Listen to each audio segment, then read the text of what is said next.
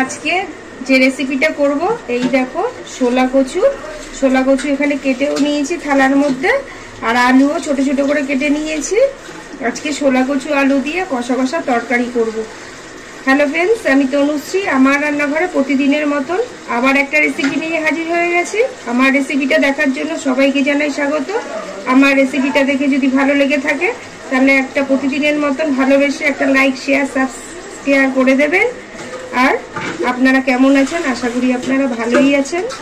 আমিও আপনাদের ভালোবাসায়, ভগবানের আশীর্বাদে আমিও ভালো আছি। গ্যাস অন করে খালি কড়াইয়ের মধ্যে জল দিয়ে দিয়েছি। এই যে ছোলা কচুগুলো ছোট ছোট করে কেটে রেখেছি, এইগুলোকে একটুখানি নুন দিয়ে ভাপিয়ে নেব। এর সাথে তো মশলা থাকবেই, আপনারা সবই দেখতে পাবেন কি কি মশলা দিয়ে আজকে আমি তরকারিটা করছি।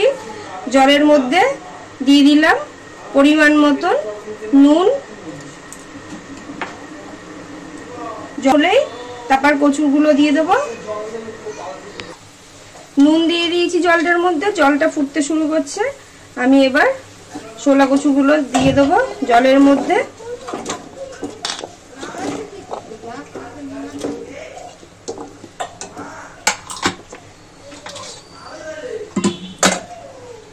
দিয়ে দেবো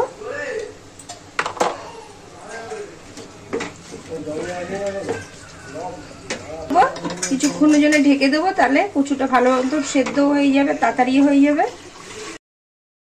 ঢাকাটা খুলে দেখবো।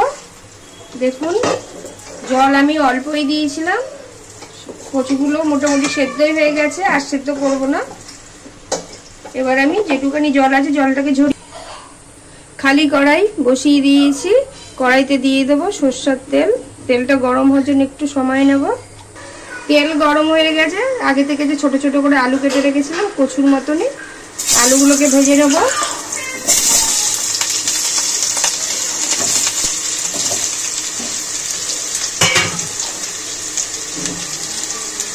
অল্প একটু নুন দিয়ে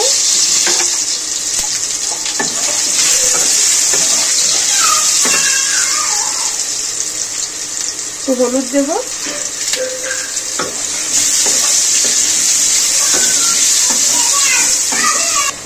আলুটা লাল লাল করে ভেজে নিয়েছি। এই আলুর মধ্যে সেদ্ধ করা নুন হলুদ দিয়ে কচু, এগুলোকে একটুখানি নেড়ে ছেড়ে ভেজে নেব।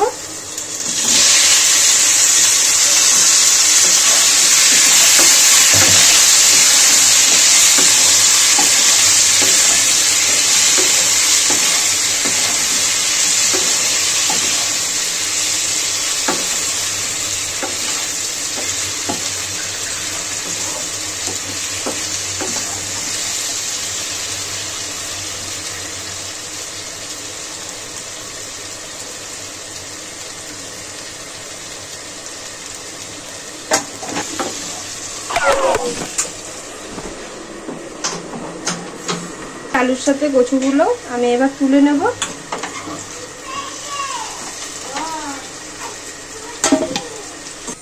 কড়াইতে আবার তেল দিয়ে দিয়েছি, তেল গরম হয়ে গেছে। ফোড়নে দিয়ে দেব গোটা জিরে আর দুটো তেজপাতা, একটা শুকনো লঙ্কা। ফোড়নটাকে নেড়ে ছেড়ে ভেজে নেব।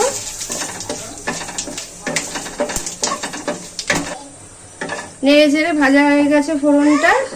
আগে থেকে মিক্সিতে একটা পেস্ট করে রেখেছিলাম টমেটো আর কাঁচা লঙ্কা, আমি এটা দিয়ে দেবো।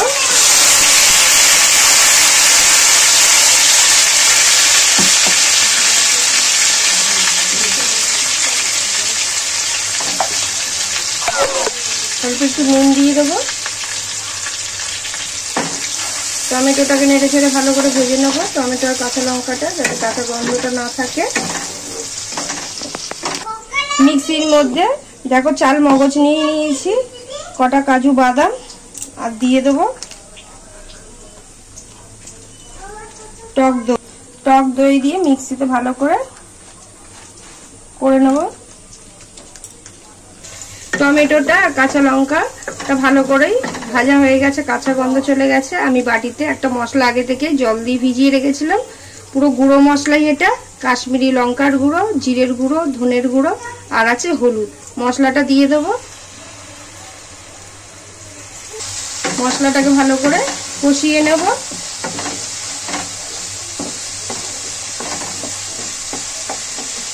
মশলাটা ভালো করে কষানো হয়ে গেছে। দেখো মশলা দিয়ে তেল ছাড়তেও শুরু করে দিয়েছে। মিক্সিতে যে আমি একটা মশলা করলাম দেখালাম আপনাদের, চাল মগজ, কাজু বাদাম আর দই, টক দই। এবার এটাকে দিয়ে দেবো।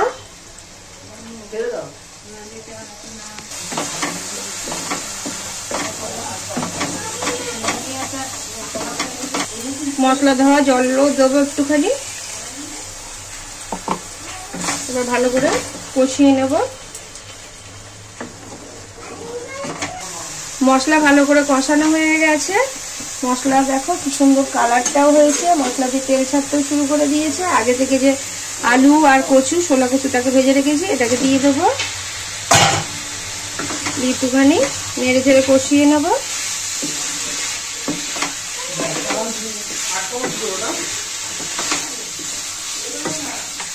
সেদ্ধ করার সময় আমি নুন দিয়েছিলাম, দেখিয়েছিলাম। মশলাতেও অল্প একটু নুন দিয়েছিলাম টমেটোর সময়। এখন স্বাদ মতন ফের একটু নুন দিয়ে দিলাম।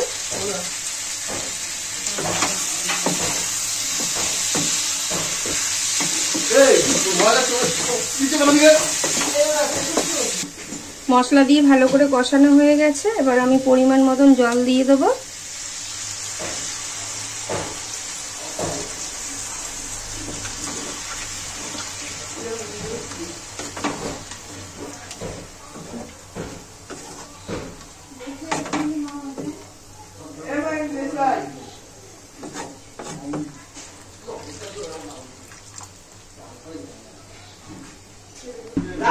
ফের কিছুক্ষণ একটু ঢাকা দিয়ে রেখে দেবো। বেশ কিছুক্ষণ হয়ে গেছে, ঢাকা দিয়ে রেখেছিলাম। ঢাকাটা খুলে দেবো। দেখুন ফুটতে শুরু করে দিয়েছে আমার কচু আলুর তরকারিটা।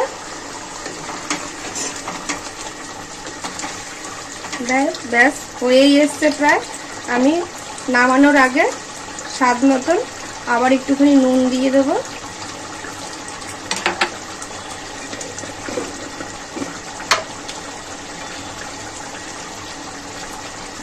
স্বাদটাকে বাড়ানোর জন্য একটুখানি চিনি দেবো।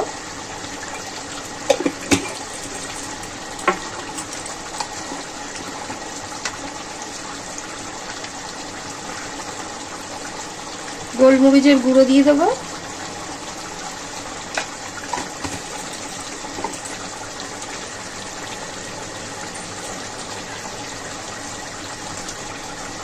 সবার শেষে দিয়ে দেবো গরম মশলার গুঁড়ো। ব্যাস ভালো করে নাড়িয়ে চাড়িয়ে নেব।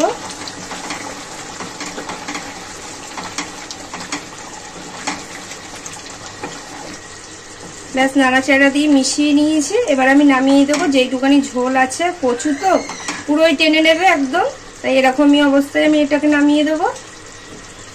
আলুর তরকারি, শোলা কচুর তরকারি একদিনকার বাড়িতে করে খেয়ে দেখতে পারেন। পুরোপুরি রেসিপিটা নিরামিষ রেসিপি, দারুণ লাগবে। তার মধ্যে যদি একটুখানি চাল মগজ, কাজু বাদাম আর দই দেওয়া যায়, দারুণ লাগে। কচু শুনলে সবাই একটু ভয়ই পায়, যারা খায় না ভাবে গলা কুটা। কিন্তু শোলা কচু আশা করি কারোর এরকম হয় না, শোলা কচু চুলকায় না। যাই হোক, আমি যেইভাবে করলাম এইভাবে রিকোয়েস্ট করব একদিনকার করবেন, করে খেয়ে আমাকে কমেন্ট করে জানাবেন কেমন হয়েছে। এইভাবেই ভালোবাসাটা দিয়ে যাবেন। ভালো থাকবেন, সুস্থ থাকবেন। Thank you.